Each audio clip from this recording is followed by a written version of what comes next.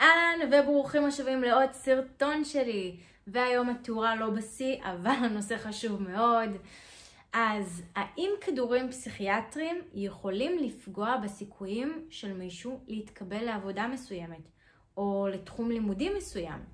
אז בואו נעשה פתיח קצר ונתחיל.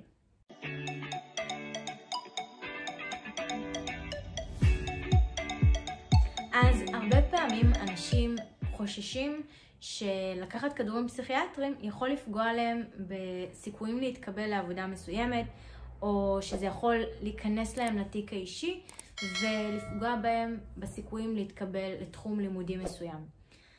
אז התשובה היא כן ולא. זה יכול לפגוע בדברים מאוד מסוימים, אבל ברוב הדברים לא.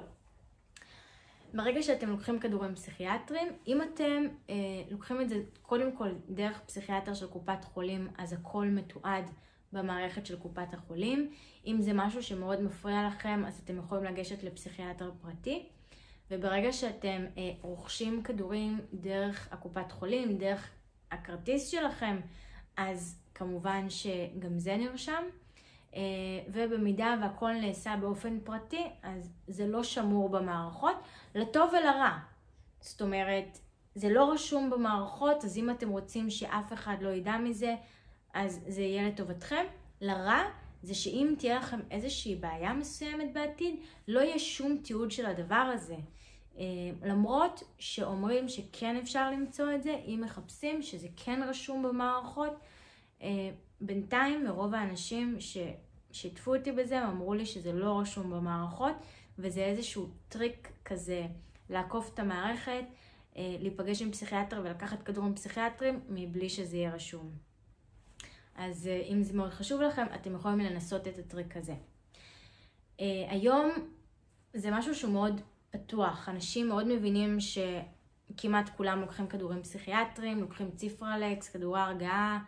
אנחנו חיים בעולם מאוד מלחיץ, אז זה בסדר, אנחנו מבינים שהרבה אנשים לוקחים את זה. זה לא אמור לעבוד בעיה, ובעיקרון לאף אחד אין גישה לחלק הזה, אלא אם כן זה מישהו מתחום של בריאות הנפש, והוא צריך לגשת למידע הזה כדי לעזור לכם. אבל באופן כללי, המידע הזה מאוד מסווג, מאוד סודי. רופא משפחה לא יכול לראות שנפגשתם עם פסיכיאטר, הוא כן יכול לראות אם רכשתם כדורים פסיכיאטריים. אם הלכתם לקופת חולים ורכשתם ציפרלקס, הרופא משפחה יכול לראות את זה, ובגלל זה גם הוא יכול לחדש לכם מרשם במידת הצורך. עוד דבר שחשוב לדעת, זה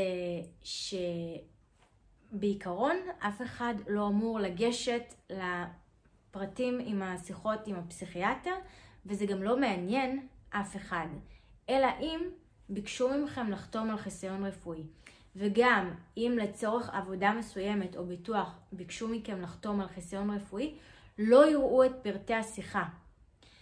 הם יוכלו לראות שרכשתם כדורים פסיכיאטריים, אבל הם לא יוכלו לראות את הפרטים של השיחה עם הפסיכיאטר. זאת אומרת, אם נפגשתם עם פסיכיאטר ושפכתם את לבכם ופרטים מאוד מאוד אישיים, אף אחד לא יכול לראות את זה חוץ מהפסיכיאטר.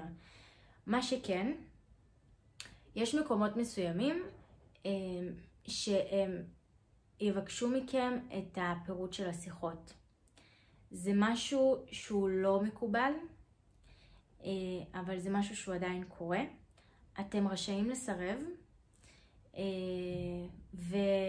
וכמובן שזה מאוד מורכב סיטואציה כזו, כי מצד אחד אתה יכול לסרב לבקשה, ומצד שני אתה יודע שאם אתה תסרב לבקשה כנראה שלא יקבלו אותך. אבל איזה עבודות יבקשו מכם את זה?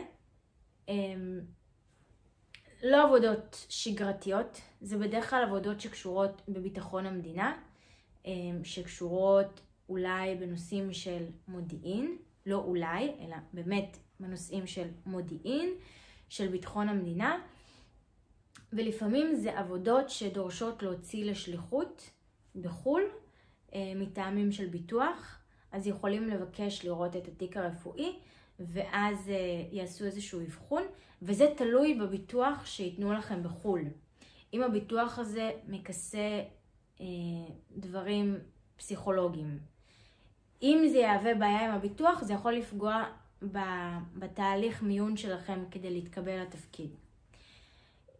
אז אמרנו, יש את העבודות שהן יותר של ביטחון המדינה, עבודות ממשלתיות שקשורות בביטחון המדינה, כנראה שיבקשו לראות שאין לכם שום עבר פסיכיאטרי, שלא נפגשתם עם פסיכיאטר, שלא קיבלתם מרשם לכדורים פסיכיאטריים.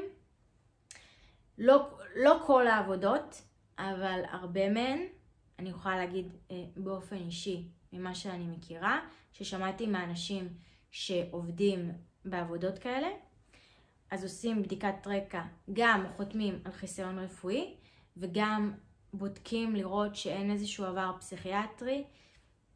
אני לא יודעת מה הסיבה הספציפית, אולי זה חוקים ישנים שעוד נשארו, אולי זה תלוי בביטחון המדינה, לא לסכן את ביטחון המדינה או משהו כזה, אבל באופן כללי מי שיש לו איזשהו עבר פסיכיאטרי בדרך כלל לא יתקבל לעבודות שקשורות במודיעין ובביטחון המדינה. ויש לנו את האופציה השנייה של אנשים שנשלחים לעבודה בחול. זה לא חייב להיות בביטחון המדינה, זה לא חייב להיות קשור לביטחון המדינה, זה יכול להיות כל עבודה ששולחת לעבוד בחול ותבקש חיסיון רפואי, לחתום על חיסיון הרפואי לטובת חברת הביטוח, כי כששולחים אתכם לעבוד בחול חייבים גם לבטח אתכם, כי אתם לא יכולים להשתמש בביטוח של הארץ כי אתם נמצאים בחול, אז אין לכם את הביטוח לאומי בחול, ולכן צריך לעשות ביטוח פרטי, ולפעמים הביטוח הפרטי לא מכסה דברים נפשיים, או שהוא מאוד מאוד יקר וכולל בתוכו גם דברים נפשיים, ולכן לפעמים זה גם יכול לפגוע באופציות האלה. זה אחוז מאוד מאוד קטן מהעבודות. אם החלום שלכם זה להיות איש מודיעין, אז הייתי שוקלת שוב אם לקחת כדורים פסיכיאטריים, הייתי אולי מתייעצת עם פסיכיאטר פרטי לפני, ושואלת אותו לגבי זה, אולי מתנסה בכדורים טבעיים, ומנסה קודם כל טיפול. מנסה טיפול, יש CBT, יש NLP, EMDR, יש כל כך הרבה שיטות פסיכותרפיה. הולכת קודם כל מנסה טיפול לפני שאני קופצת לכדורים. כל אחד יעשה את החושבים שלו. אם החלום שלכם זה לא להיות איש מודיעין ועובד בביטחון המדינה, ואם אין לכם איזשהו חלום שחברה תשלח אתכם לשליחות בחול, או שאתם מוכנים לקחת את הסיכון הזה ולהגיד, אוקיי, אני לא יודע אם זה יקרה, כן או לא, ומקסימום נתמודד עם זה ויהיה בסדר. ככה תעשו את השיקולים שלכם לגבי זה, לטוב ולרע, ואם אין לכם את החלום שישלחו אתכם שליחות מאיזה עבודה לחול, וגם אין לכם את החלום לעבוד כאיש ביטחון, אז העניין הזה שתיקחו כדורים פסיכיאטריים כנראה שלא יפגע בכם בשום צורה. אז אני מקווה שזה עזר לכם ככה והייתה לכם מידע. אם אתם יודעים לגבי עבודות שיכולות לעשות לכם בעיות אם לקחתם כדורים פסיכיאטריים, אז תרשמו לי כאן בתגובות, בואו נפתח על זה דיון, בואו נחלוק את המידע שלנו עם אחרים. ואם עדיין לא לחצתם ירשם כמנוי, אז לחצו עכשיו ירשם כמנוי ותעשו לייק, וניפגש בסרטון הבא. ביי!